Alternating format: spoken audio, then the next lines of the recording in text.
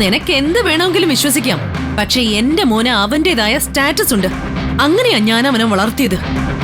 വലിയ ജാട കാണിച്ച് വീട് വിട്ടിറങ്ങി ദിവസങ്ങൾക്കകം തന്നെ നീ ഈ പണിക്ക് ഇറങ്ങിയെങ്കിൽ ഗതികേട് എത്രത്തോളം ആയിന്ന് മനസ്സിലാക്കാൻ പറ്റുമല്ലോ.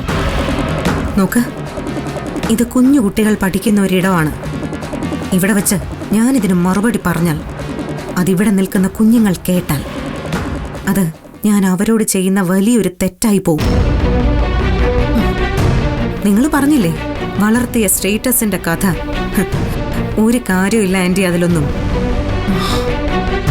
കാരണം ഗൗതം നിങ്ങളെ എത്രത്തോളം വെറുക്കുന്നുണ്ടെന്ന് ആരെക്കാളും നന്നായി എനിക്കറിയാം. അമ്മയെന്ന് നിങ്ങൾ പറയുന്നത് ചിലപ്പോൾ വെറുതെ ആയിരിക്കും. പക്ഷെ ഗൗതമിന്റെ ഭാര്യ എന്ന് ഞാൻ പറയുന്നുണ്ടെങ്കിൽ അത് 100% ആത്മാർത്ഥവും സത്യവുമാണ്. എന്റെ ഗൗതമിന് വേണ്ടി, എന്റെ ഭർത്താവിന് വേണ്ടി ഞാൻ എന്ത് ചെയ്യും, ഏത് ജോലിയും എടുക്കും. ഈ പ്രാണൻ വേണമെങ്കിലും ഞാൻ ആ മനുഷ്യന് കൊടുക്കും. അതിലൊരു അഭിമാനക്കുറവും ഞാൻ കാണുന്നില്ല. നീ എന്തോ ചെയ്യ്, എവിടെയോ പോയി തൊലയ്. പക്ഷേ എന്റെ മോനെ എനിക്ക് പഴയതുപോലെ തന്നെ തിരിച്ചു വേണം.